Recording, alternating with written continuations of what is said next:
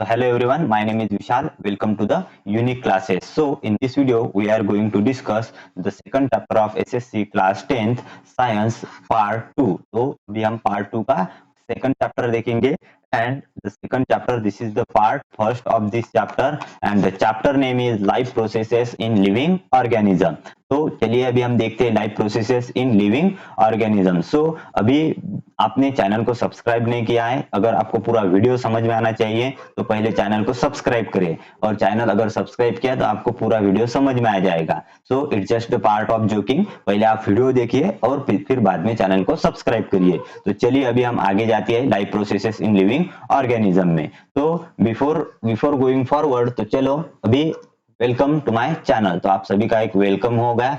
अभी हम आगे बढ़ते हैं। तो देखो life processes in living organism क्या रहता है। तो देखो हमारी जो बॉडी है जिसमें बहुत सारे रिमार्केबल सिस्टम्स है, जो सभी सिस्टम खुद को क्या होते हैं एक दूसरे को कनेक्ट रहते हैं। ऑर्गन सिस्टम जो एक दूसरे को कनेक्ट होते हैं और वो क्या करते हैं, वो हमेशा एक एसेंशियल फंक्शन परफॉर्म करते हैं। ऑर्गन सिस्टम एक दूसरे से कनेक्ट तो होते हैं लेकिन कनेक्ट होते हुए एक दूसरे का फंक्शन परफॉर्म करते हैं। और वो फंक्शन कहाँ से लेके कहाँ तक, अभी देखो गैस एक्सचेंज हो रहा है कहाँ से, रेस्पिरेटरी सिस्टम से। गैस एक्सचेंज होने से लेकर कार्डियोवास्कुलर सिस्टम्स में जो कि ब्लड को सर्कुलेट करते हैं। तो सर्कुलेट करते हुए मतलब क्या है कि दोनों ही क्या है, या एक दूसरे से कनेक्टेड है, इंटरकनेक्टेड है। और ये अगर इंटरकनेक्टेड नहीं रहेंगे, अगर इनमें हार्मोनी नहीं रहेंगे तो it will be very difficult for us to live, हमारे लिए जीना बहुत मुश्किल हो जाएगा। तो उन सभी का एक इंपॉर्टेंस है कि वो दोनों सभी क्या है, एक दूसरे में इंटरकनेक्टेड हो। तो यही हम इस चैप्टर में सीखेंगे। तो देखो हमने क्या देखा, अभी ऑर्गन सिस्टम देखा। तो ऑर्गन सिस्टम क्या होते हैं, ऑर्गन सिस्टम हमने देखे तो बहुत सारे ऑर्गन सिस्टम हमारे बॉडी में वर्क करते हैं। उसमें के सम कुछ एग्जांपल मैंने यहाँ पे लिए हुए। तो उसमें का सबसे पहला ऑर्गन सिस्टम जो है तो वो कौन सा है, उसको हम बोलेंगे सर्कुलेटरी सिस्टम। तो अभी सर्कुलेटरी सिस्टम क्या रहता है, हमारे बॉडी में जो भी ब्लड है, ब्लड सर्कुलेट होना इधर उधर, उसको क्या बोलेंगे हम, सर्कुलेटरी सिस्टम। उसके बाद रेस्पिरेटरी सिस्टम क्या होता है, रेस्पिरेटरी सिस्टम जो कि हम क्या करेंगे, O2 को इनहेल करेंगे और CO2 को एक्सहेल करेंगे, वही रहेगा हमारा रेस्पिरेटरी सिस्टम जिसमें गैस एक्सचेंज होगा। डाइजेस्टिव सिस्टम, देखो डाइजेस्टिव सिस्टम भी हमें पता है, मतलब क्या करेंगे हम, किसी भी जो फूड रहता है हमारा, उस फूड को क्या करेंगे, छोटे छोटे पार्ट में हमारी बॉडी डिवाइड करती है और क्या करती है, वो डाइजेशन अच्छा होने के बाद वो हमारे बॉडी से बाहर चला जाता है, तो उसको बोलेंगे डाइजेस्टिव सिस्टम। उसके बाद यूरिनरी सिस्टम, तो यूरिनरी सिस्टम क्या रहता है, यूरिनरी सिस्टम मतलब हमारे बॉडी में जो एक्सेस फ्लूइड कलेक्ट होगा या फिर हमारे किडनी प्रोसेस करके एक लिक्विड तैयार करेगी जिसको हम यूरिन बोलेंगे, वही यूरिन जिसको बाहर फेंकेंगे किस सिस्टम के जरिए, यूरिनरी सिस्टम के जरिए। उसी के साथ नर्वस सिस्टम, तो नर्वस सिस्टम हमारे ब्रेन की सभी फंक्शनिंग नर्वस सिस्टम के जरिए चलती है। हमारा बॉडी के जो सभी नर्व है वो कनेक्ट रहते हैं, हर एक पार्ट को, हर एक पार्ट का मोशन कब कहाँ कैसे करना है वो क्या बताएगा, हमारा नर्वस सिस्टम बताएगा। उसके बाद मस्कुलर सिस्टम, हमारे बॉडी में जो भी मसल्स है, फ्लेक्सिबल है, उन सभी का एक कलेक्टिवली सिस्टम है जिसको मस्कुलर सिस्टम बोलेंगे। और स्केलेटल सिस्टम तो किसी को बताने की जरूरत ही नहीं है, स्केलेटल सिस्टम हम सभी को पता है। तो these are the some important system.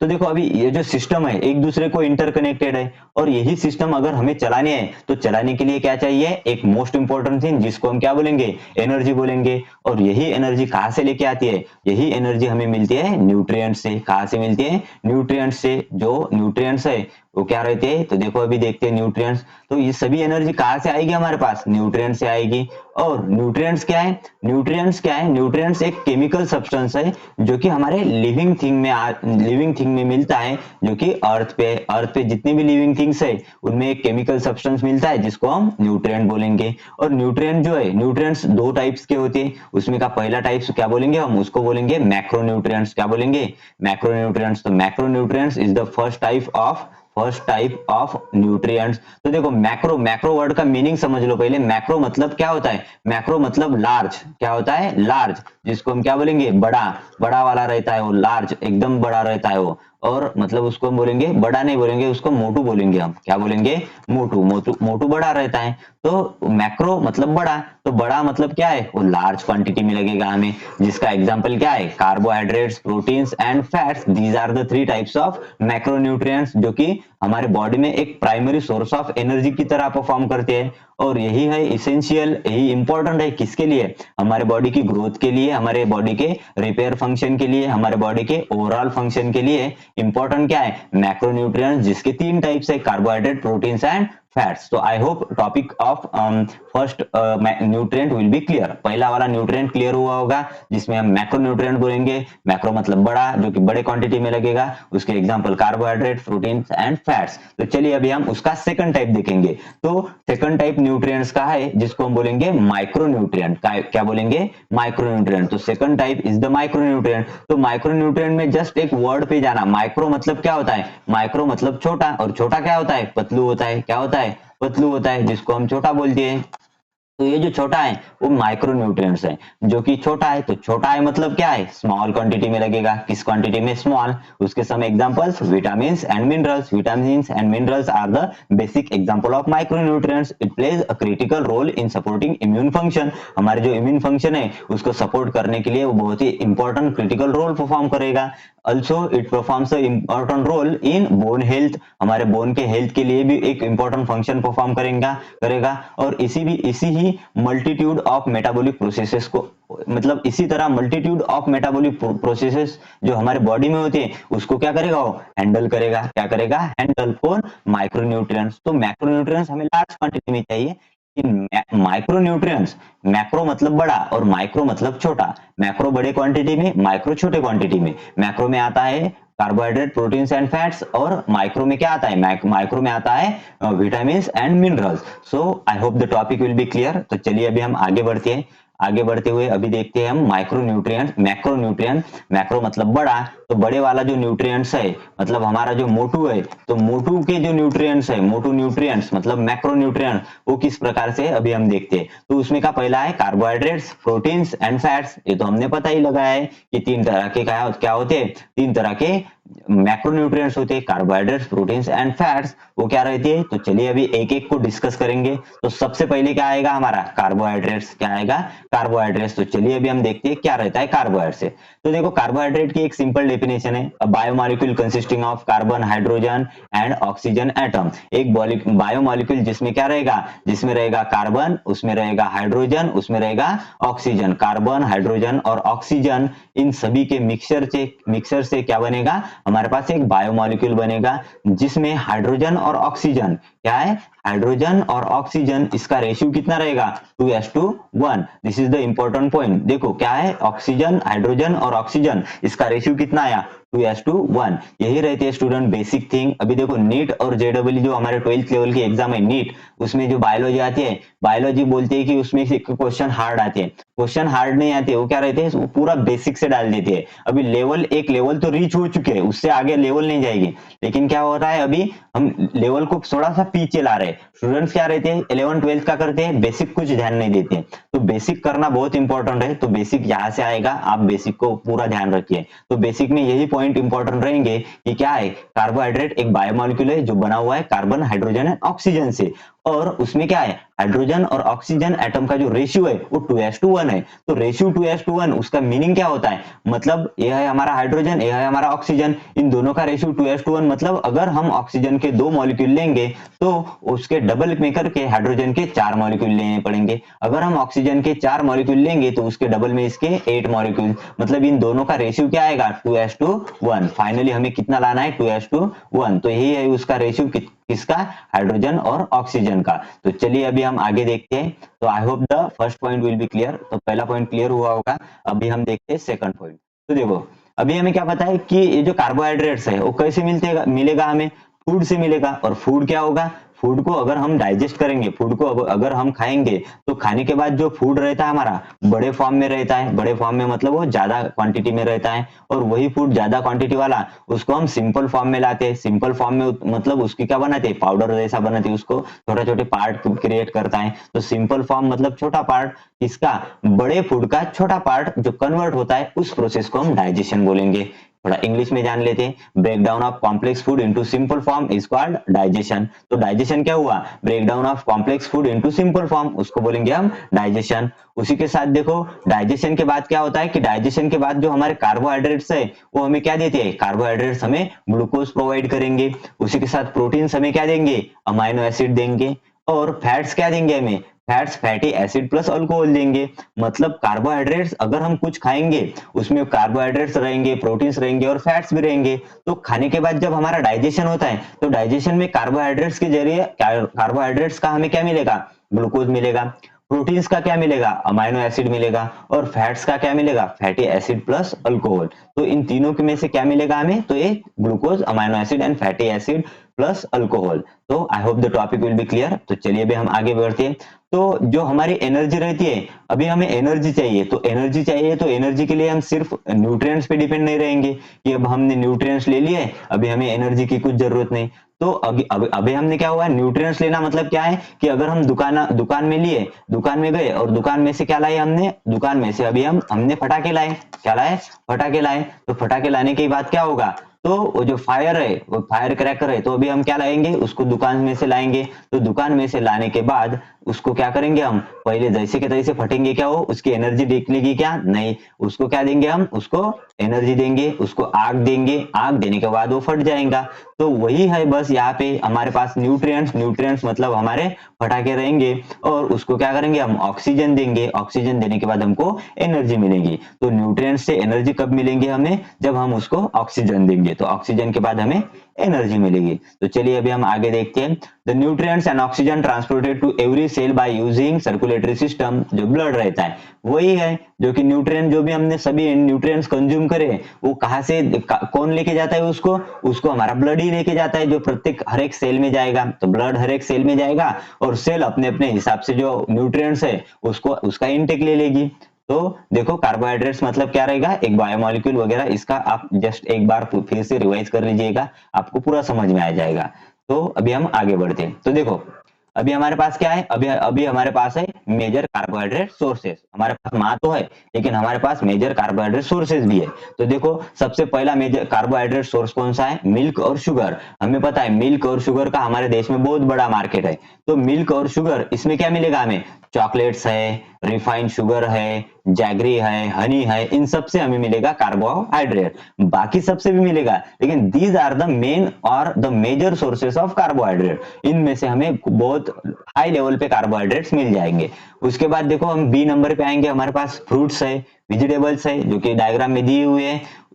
उसके बाद सीरियल्स है जिसमें व्हीट आता है, राइस आता है, जवार आता है, कॉर्न आता है, बाजरा आता है, रागी आता है। ये सभी क्या है, ये सभी है एग्जाम्पल, जो कि मतलब ये सभी सोर्सेस है जिससे हमें एनर्जी मिलेगी कार्बोहाइड्रेट्स के फॉर्म में।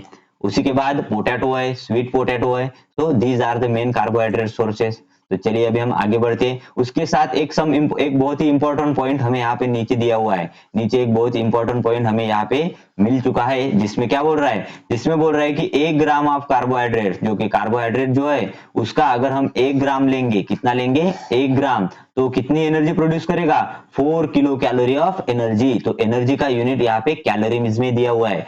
तो 1 ग्राम कार्बोहाइड्रेट्स अगर हम खाएंगे तो उससे हमें क्या मिलेगा, 4 किलो कैलोरी ऑफ एनर्जी। तो इसको भी याद रखना। चलिए अभी आगे बढ़ते हैं। तो देखो क्या है, अभी हम देखेंगे प्रोटीन्स, क्या रहते हैं प्रोटीन। तो अभी आपने डायग्राम में देखा होगा, बहुत ही अच्छी तरह से प्रोटीन्स वाले फूड्स वहां पे रखे हुए हैं। तो कहां से कहां तक जाएंगे, चलिए देखते हैं। तो देखो प्रोटीन्स क्या रहता है, प्रोटीन्स हमें पता है एक मैक्रोमोलिक्यूल है। क्या है, मैक्रोमोलिक्यूल, क्योंकि ये पार्ट है मैक्रोन्यूट्रिएंट्स का। क्या किसका पार्ट है, मैक्रोन्यूट्रिएंट का। तो मैक्रोन्यूट्रिएंट्स का पार्ट है मतलब मैक्रो तो आएगा ही, बड़े लेवल पे लगेगा।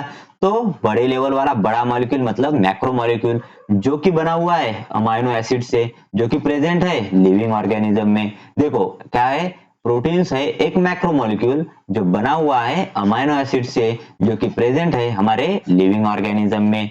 उसकी रही है डेफिनेशन। उसके बाद प्रोटीन के कुछ सोर्सेस है, उसमें का प्रोटीन का पहला सोर्स है वेज सोर्स। तो वेज सोर्स हमारे पास डायग्राम में दिया हुआ है, कहाँ पे है, ये है वेज सोर्स हमारे पास। तो वेजिटेरियन सोर्स यहाँ पर रखा हुआ है। तो वेज सोर्स एक पहला वाला सोर्स रहेगा किसका, प्रोटीन्स का, जिसमें क्या आएंगे, पल्सेस आएंगे मेनली। ये जो सोर्स है एक बहुत ही अच्छा सोर्स है लेकिन एक्सपेंसिव है, मतलब इसको मैं नॉनवेज से कंपेयर करके बताऊं तो। उसके बाद देखो सेकंड वाला जो प्रोटीन का सोर्स है उसको क्या बोलेंगे हम, नॉनवेज सोर्स। क्या बोलेंगे, नॉनवेज सोर्स। जिसके एग्जाम्पल है एग है, फिश है, चिकन है, पॉर्क है, मटन है, etcetera. These are the some example of nonveg sources. देखो यहाँ पे मैंने ऊपर लिया हुआ है नॉनवेज सोर्सेस, ये सभी क्या है, नॉनवेज सोर्सेस हैं। तो नॉनवेज सोर्स के एग्जाम्पल भी दिए हुए हैं। और देखो ये जो नॉनवेज सोर्सेस है, जो उसको क्या बोलते हैं, उसको हम बोलते हैं एनिमल प्रोटीन। क्या बोलते हैं, एनिमल प्रोटीन। उसको दूसरा नाम एनिमल प्रोटीन है। और उसी के साथ फर्स्ट क्लास प्रोटीन है। अभी एनिमल प्रोटीन्स और फर्स्ट क्लास प्रोटीन किसको बोला हमने, नॉनवेज सोर्स को। तो नॉनवेज सोर्स है हमारा एनिमल प्रोटीन्स और फर्स्ट क्लास प्रोटीन। क्यों है, उसका एक सॉलिड रीजन है, वो तो क्या होता है, इजीली डाइजेस्ट होता है और चीप है। क्या है, चीप है। चीप है मतलब सस्ता है। तो सस्ता कैसा है, अगर हम 1 केजी क्या लेंगे, तूर दाल लेंगे। क्या लेंगे, तूर दाल लेंगे। तो तूर दाल 1 केजी अभी हम देखते हैं 160, नहीं तो 160 के आगे 160 170 रुपीज केजी हो रहा है। तो 160 170 रुपीज केजी में क्या मिलेगा हमें, 1 केजी तूर दाल। तो 1 केजी तूर दाल में हमें जितनी एनर्जी मिलेगी उतनी एनर्जी अभी क्या होगा, 170 में जितनी एनर्जी मिलेगी 170 में अभी हमें वो हम बोलेंगे ए एनर्जी मिलेगी। और ए नहीं बोलेंगे अभी, हम क्या बोलेंगे 170 में अभी बोलेंगे हमें कि 4000 एनर्जी मिली, 4000 किलो कैलोरी ऑफ एनर्जी मिली। तो अभी यही एनर्जी क्या होगा, यही एनर्जी अभी हमें कितने में मिलेगी, अभी यही एनर्जी अगर हम क्या लेंगे, एग लेंगे, उसके बाद हम क्या लेंगे, चिकन लेंगे, तो यही एनर्जी हमें 60 से 70 रुपए में मिल जाएगी। मतलब क्या होगा, वही एनर्जी जो कि 170 में जा रही है, वही एनर्जी हमें 60 या 70 में मिलेगी। मतलब यहाँ पर क्या होगा, उसको बोलेंगे हम चीप। क्या बोलेंगे, चीप, जो कि कम पैसे में मिलेगा, जो कि सस्ता रहेगा, उसको बोलेंगे हम चीप सोर्स। तो कौन सा है चीप सोर्स, हमें बताया गया है, मतलब हमें पूछा जाता है कि चीप सोर्स ऑफ प्रोटीन का चीप सोर्स क्या है, तो प्रोटीन का चीप सोर्स होता है नॉनवेज सोर्स। या तो इसमें के कुछ एग्जांपल दिए रहेंगे तो और बोलेंगे कि इसमें का कौन सा चीप सोर्स है, तो वो कौन सा है, वो है हमारा चीप सोर्स नॉनवेज सोर्स। तो उसके एग्जांपल आपको पता है। तो चलिए अभी हम आगे बढ़ते हैं। तो देखो प्रोटीन्स के कुछ अभी हम फर्दर उसको डिस्कस करेंगे। तो देखो प्रोटीन्स क्या है, मैक्रोमोलिक्यूल्स है जो कि अमाइनो एसिड से बने हुए हैं। मतलब हमें पता है कि अगर हम प्रोटीन्स का डाइजेशन करेंगे हमें अमाइनो एसिड मिलेगा, लेकिन क्या है, प्रोटीन का डाइजेशन के बाद अमाइनो एसिड मिलेगा, और उसी अमाइनो एसिड को क्या बोलेंगे हम, जो कि प्रोटीन से आया हुआ है। और प्रोटीन्स क्या होते हैं, प्रोटीन्स एक मैक्रोमोलिक्यूल होते हैं। तो ये रहा उसका पहला पॉइंट। उसके बाद देखो अभी हमने क्या देखा कि प्रोटीन्स अमाइनो एसिड से बना हुआ होता है, जो कि ब्रेक डाउन ऑफ प्रोटीन्स, जो कि हमारे पास प्रोटीन जो कि ब्रेक होते हैं उससे क्या मिलता है, हमें अमाइनो एसिड मिलता है। और यही अमाइनो एसिड हमारे पूरे बॉडी में जाता है, हमारे पूरे बॉडी में ट्रांसपोर्ट होता है, ऑर्गन में जाता है, किसके जरिए, मोस्ट इंपॉर्टेंट सेल के जरिए। तो सेल के जरिए पूरे हमारे बॉडी में फैलता है, वो हमारे बॉडी में चला जाता है। और जो अमाइनो एसिड है हमारे amino acids organs and cells produces, और कुछ नहीं, बस देखो ये जो अमाइनो एसिड है जब हमारे बॉडी में जाता है, अभी क्या देखा हमने, प्रोटीन, प्रोटीन में से क्या मिलेगा हमें, अमाइनो एसिड मिलेगा। किससे मिलेगा, डाइजेशन से मिलेगा, जो कि ब्रेक डाउन होगा। तो यहां से मिलेगा हमें अमाइनो एसिड। तो यही हमारा अमाइनो एसिड क्या होगा, हमारे बॉडी में जाएगा। कहाँ पे जाएगा, बॉडी में। बॉडी में तो वही है, बॉडी में है हमारे, लेकिन हमारे बॉडी के पार्ट्स में जाएगा, हमारे बॉडी के ईच पार्ट में जाएगा। तो ईच पार्ट में कहाँ से जाएगा, कौन ले जाएगा उसको, उसको ले जाएंगे ब्लड, उसको ब्लड दे जाएगा। कहा, किसके थ्रू, सेल के थ्रू। किसके थ्रू जाएगा, सेल के थ्रू। तो सेल के थ्रू हर पार्ट में हमारे हमारे बॉडी में क्या पहुंचता है, हमारे बॉडी में क्या पहुंचता है, अमाइनो एसिड पहुंचता है। और सेल में जाने के बाद हर एक सेल क्या रहती है, सेल या ऑर्गन उस अमाइनो एसिड को लेके उसको अपने अपने हिसाब से क्या करेगा, उसको अपने अपने हिसाब से और प्रोटीन्स प्रोड्यूस करता है, कौन, सेल। उसको हम फर्दर डिस्कस करेंगे। उसी के साथ देखो 1 gram of protein 4 kilo calorie of energy देता है। तो अभी यही सेल क्या करेंगे, यही जो अमाइनो एसिड है, जो अमाइनो एसिड कहाँ से आया है, प्रोटीन से आया हुआ है अमाइनो एसिड। यही अमाइनो एसिड हमारे बॉडी में जाएगा, हमारे बॉडी के अलग अलग पार्ट में जाएगा। तो अलग अलग पार्ट में जाएगा तो हर एक पार्ट उसका अपने अपने तरीके से उसको जो जो रिक्वायरमेंट है उसके हिसाब से प्रोटीन बनाएगा। तो देखो कैसे, तो अभी हमें पता है कि हमारी जो स्किन है, स्किन में जो प्रोटीन जाएगा, अमाइनो एसिड जाएगा, उसको हम मेलानिन बोलेंगे। क्या बोलेंगे, मेलानिन। जिससे क्या होगा, जिससे हमारे बॉडी का स्किन कलर डिसाइड होगा। हमारे बॉडी का स्किन कलर किससे डिसाइड होगा, मेलानिन से। उसी के साथ केराटिन, केराटिन मतलब हमारे जो बाल है, वो बाल का रंग वो किससे मालूम होगा, वो मालूम होगा केराटिन से। उसी के बाद देखो हमारे पास हमारे जो बोन है, वो बोन्स में भी क्या है, बोन्स में भी अमाइनो एसिड जाता है। और उसका जो प्रोटीन है उसको ऑसिन बोलते हैं। It is most important part, हर एक कॉम्पिटिटिव एग्जाम में इसका एग्जांपल, इसका सवाल है ही कि बोन में जो प्रोटीन रहता है उसको ऑसिन बोलते हैं। बाकी मेलेनिन और केराटिन सबको पता ही है, लेकिन बोन्स में जो प्रोटीन रहता है उसको हम ऑसिन बोलेंगे। क्या बोलेंगे? ऑसिन। उसी के साथ cell, cell various proteins of cell membrane various enzyme. Cell है, सेल की जो मेम्ब्रेन है वो किससे बनी हुई होती है? प्रोटीन से बनी हुई होती है। उसी के साथ देखो पैंक्रियाज, इंसुलिन ट्रिप्सिन। तो पैंक्रियाज, इंसुलिन ट्रिप्सिन, इसमें पैंक्रियाज जो है ऑर्गन है जो कि प्रोटीन्स कौन से प्रोड्यूस करता है? इंसुलिन और ट्रिप्सिन। उसी के साथ देखो हमारे पास क्या है? पिट्यूटरी ग्लैंड है। पिट्यूटरी ग्लैंड मतलब एक वटाना शेप ग्लैंड रहेगी।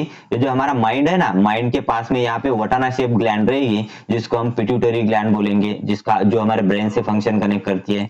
उसी के बाद देखो बाद में क्या देखेंगे हम, देखो हमारे जो मसल है, मसल हमें पता है, तो मसल के पास अगर हमारा फूड गया, हमारे प्रोटीन्स मसल के पास गए, तो प्रोटीन्स और अमाइनो एसिड अगर जो हमारे जो मसल्स है उसके पास गए, तो क्या है? मसल क्रिएट करेगी एक्टिन और मायोसिन। ये दो प्रकार के प्रोटीन्स कौन क्रिएट करेगा? दो प्रकार के प्रोटीन्स क्रिएट करेंगे हमारे मसल्स, जो कि हम एक्टिन और मायोसिन बनाएंगे। उसी के बाद देखो क्या होता है, अभी हमें पता है जो मेन पार्ट है ब्लड, तो ब्लड में कौन सा प्रोटीन है? हीमोग्लोबिन और एंटीबॉडीज। एंटीबॉडीज बहुत इंपॉर्टेंट है, हीमोग्लोबिन भी बहुत इंपॉर्टेंट है। तो हमारे बॉडी में एंटीबॉडीज और हीमोग्लोबिन ये कहाँ से जाती है? ब्लड से जाती है। तो उसी के साथ आई hope the topic will be clear. तो चलिए अभी देखते हैं। अभी देखो ये जो अमाइनो एसिड है अगर ज्यादा रहा तो अमाइनो एसिड का ब्रेक डाउन होगा और अमोनिया फॉर्म होगा, और वही अमोनिया हमारे बॉडी से बाहर फेंका जाएगा। उसी के साथ देखो if necessary excess of proteins are converted, अगर हमें जरूरत रही तो ज्यादा प्रोटीन्स है उसको क्या करेंगे? हम कंट्रोल करेंगे ग्लूकोज में। ग्लूकोज में हमें पता है कंट्रोल करके वो ज्यादा दिन तक रहेंगे। And this is done under liver. तो if necessary excess of protein are converted into glucose, तो सॉरी ये जो प्रोटीन है हमारे बॉडी में ग्लूकोज में कन्वर्ट किया जाएगा जो कि एक्सेस है, and this is done under liver, वो हमारे लीवर में जाएगा। और हमारे लीवर में जाने वाली जो यही प्रोसेस है उसको हम क्या बोलेंगे? ग्लूकोनियोजेनेसिस। क्या बोलेंगे? ग्लूकोनियोजेनेसिस। क्या रहता है ग्लूकोनियोजेनेसिस? मतलब हमारे बॉडी में जो एक्सेस वाला प्रोटीन है वो क्या होगा? वो कन्वर्ट होगा, एक्सेस वाला प्रोटीन कन्वर्ट होगा ग्लूकोज में, और ये कहाँ पे होगा? लीवर में होगा। और इसी प्रोसेस को बोलेंगे हम ग्लूकोनियोजेनेसिस। और यही हमने यहाँ पे लीवर का डायग्राम दिया हुआ है। तो I hope the topic will be clear. उसके बाद देखेंगे हम फैट्स। क्या देखेंगे? फैट्स। तो अभी हम फैट्स देखते हैं, जस्ट अ मिनट। फैट्स देखने के लिए अभी हम फैट्स देखेंगे। तो चलो अभी हम देखेंगे फैट्स। तो देखो फैट्स क्या रहती है? फैट्स रहती है, फैट्स क्या है? हमारा थर्ड टाइप है। किसका थर्ड टाइप है? थर्ड टाइप है हमारा अभी मैक्रोन्यूट्रिएंट्स का। तो फैट भी हमें मैक्रो मतलब बड़े लेवल पे ही मिलेंगे। तो देखो क्या रहती है फैट? तो हमने पहले ही देखा था हमारे पास कार्बोहाइड्रेट्स है जिसका डाइजेशन होने के बाद ग्लूकोज मिलता है। क्या मिलता है? ग्लूकोज। उसके बाद क्या है? कार्बोहाइड्रेट्स के बाद प्रोटीन्स है जिसका डाइजेशन के बाद हमें क्या मिलता है? प्रोटीन्स के डाइजेशन के बाद हमको पता है अमाइनो एसिड मिलता है। क्या मिलता है? अमाइनो एसिड मिलता है। उसी के साथ तीसरा वाला फैट्स है जिसके डाइजेशन के बाद हमें मिलेगा फैटी एसिड प्लस अल्कोहल, जो कि इन दोनों के बीच में एक बॉन्ड एग्जिस्ट होगा। किनके? फैटी एसिड प्लस अल्कोहल, जिसको कलेक्टिवली हम फैट्स बोलेंगे या फिर लिपिड्स बोलेंगे, जिसको हमने यहाँ पर लिखा हुआ है। तो चलिए अभी देखते हैं। तो देखो द सब्सटेंस फॉर्म बाय, एक सब्सटेंस जो कि बना हुआ है chemical bond between fatty acid and alcohol. यही यहाँ पे दिया हुआ है। फैट्स किससे बना हुआ है? Fatty acid plus alcohol. तो फैटी एसिड प्लस अल्कोहल इन दोनों के बीच में जो बॉन्ड रहता है, केमिकल बॉन्ड रहता है, उसको क्या बोलेंगे हम? उसको बोलेंगे हम लिपिड्स। क्या बोलेंगे? लिपिड्स। उसके साथ देखो सेकंड वाला पॉइंट क्या बोलता है हमारे पास। चलो जस्ट मिनट स्टूडेंट्स। तो सेकंड वाला पॉइंट है हमारे पास। तो देखो फैट्स, यही हमने देखा है, फैट्स का डाइजेशन होने के बाद हमें क्या मिलेगा? Fatty acid plus alcohol. उसी के साथ देखो हमारी जो सेल है, सेल की एक बाउंड्री रहती है, उसको हम सेल मेम्ब्रेन बोलेंगे। क्या बोलेंगे? सेल है, सेल की एक बाउंड्री रहेगी जिसको हम बोलेंगे सेल मेम्ब्रेन, और उसी को क्या बोलेंगे? दूसरा नाम हम प्लाज्मा मेम्ब्रेन। और यही जो प्लाज्मा मेम्ब्रेन है वो बनी हुई होती है एक केमिकल से जिसको हम क्या बोलेंगे? फॉस्फोलिपिड। तो यहाँ पर ये बताने का क्या तात्पर्य है कि ये जो फॉस्फोलिपिड है ये भी फैट से बना हुआ आता है। मतलब क्या देखा हमने? सेल है, सेल की बाउंड्री है जिसको बोलेंगे सेल मेम्ब्रेन या फिर प्लाज्मा मेम्ब्रेन। और ये जो प्लाज्मा मेम्ब्रेन है ये किससे बनी हुई होती है? ये बनी हुई होती है फॉस्फोलिपिड से। और यही जो फॉस्फोलिपिड है ये किससे बना हुआ आता है? वो फैटी एसिड से बना हुआ आता है। किससे? फैटी एसिड से। और beside fatty acid are use for producing hormones. ये क्या है? हार्मोन्स भी प्रोड्यूस करते हैं। कौन से? तो उसमें का पहला है प्रोजेस्टेरॉन, उसके बाद में एस्ट्रोजन, उसके बाद में टेस्टोस्टेरॉन और उसके बाद में aldosterone. These are the 4 types of hormones produce by the fatty acid. Fatty acid इस तरह से हार्मोन प्रोड्यूस करता है जिसमें progesterone, estrogen, testosterone and aldosterone है। ये सभी हमें अगले चैप्टर में मिलेंगे। इन सभी का डिस्क्रिप्शन है डायरेक्ट बहुत बड़ा बड़ा। उसी के साथ देखो ये जो हमारे पास लिपिड एक्स्ट्रा में स्टोर होगा उसको क्या बोलेंगे हम, वो एडिपोज कनेक्टेड टिश्यू में जाएगा। हमारे जो बॉडी है हमें पता है लिपिड्स अगर एक्सेस में रहेगा तो वो एडिपोज कनेक्टेड टिश्यू में, जिसको हम चर्बी बोलेंगे, क्या बोलेंगे, चर्बी बोलेंगे, चर्बी के फॉर्म में वो कलेक्ट होगा एडिपोज कनेक्टेड टिश्यू में। कौन, एक्सेस ऑफ लिपिड। हमने क्या देखा कि excess of amino acid ammonia के जरिए बाहर जाएगा, नहीं तो वो क्या होगा, वो हमारे बॉडी में होगा और उससे ग्लूकोज बनेगा जिसको हमने ग्लूकोनियोजेनेसिस बोला था। लेकिन हमारे बॉडी में अगर एक्सेस ऑफ लिपिड्स और एक्सेस ऑफ फैट रहेगा तो उससे हमारे बॉडी पे चर्बी बढ़ जाएगी। क्या बढ़ जाएगी, चर्बी। तो I hope the topic will be clear. और यहाँ पे ये भी जान लो कि 1 ग्राम ऑफ लिपिड का अगर 1 ग्राम लेंगे तो उससे हमें 9 किलो कैलोरी ऑफ एनर्जी मिलेगी। इसको हम एमसीक्यू फॉर्म में याद रखना कि 1 ग्राम कार्बोहाइड्रेट्स मिलेगा तो 1 ग्राम कार्बोहाइड्रेट से कितनी एनर्जी मिलेगी, 1 ग्राम लिपिड से कितनी मिलेगी, ये सब हमें लिख के लेना है। तो उसमें का सबसे आखिरी वाला क्या है, 1 ग्राम ऑफ लिपिड जिससे हमें 9 किलो कैलोरी ऑफ एनर्जी मिलेगी। तो चलिए अभी हम आगे देखते हैं। यहाँ पे एक्स्ट्रा डोज दिया हुआ है, हार्मोन क्या है, न्यूरॉन क्या है और कवरिंग ऑफ न्यूरॉन क्या है, माइलिन शीथ बोलते हैं इसको, बस एंड डैश डैश डैश यहाँ पे दिया हुआ है। तो I hope the topic will be clear. And अगर आपको ये वीडियो पसंद में आता है, पूरा समझ में आता है, 1-2 बार देखना होगा, थोड़ा फास्ट रहता है क्योंकि पूरा दो मतलब बहुत सारे टॉपिक को कवर करना रहता है तो फास्ट लेना पड़ता है। तो इसी वजह से अगर आपको मतलब इसी वजह से क्या होगा कि थोड़ा सा फास्ट जाएगा, लेकिन 1-2 बार देखेंगे तो इजीली समझ में आ जाएगा। 1-2 बार, पहली बार में समझ में आ जाएगा, अगर ध्यान दोगे तो पूरा समझ में आएगा। तो यहाँ पर अभी हम क्या देखते हैं, तो अभी मोस्ट इंपॉर्टेंट पार्ट है इस वीडियो का कि अगर आपने चैनल को सब्सक्राइब नहीं किया है तो please just subscribe our channel. तो I hope the topic will be clear. तो इसी तरह से हम क्या करेंगे, इसका भी हम एंड करेंगे। तो चलिए अभी हम इसका एंड करते हैं और एंड करते हुए आगे बढ़ते हैं। तो I hope the topic will be clear. Okay, thank you.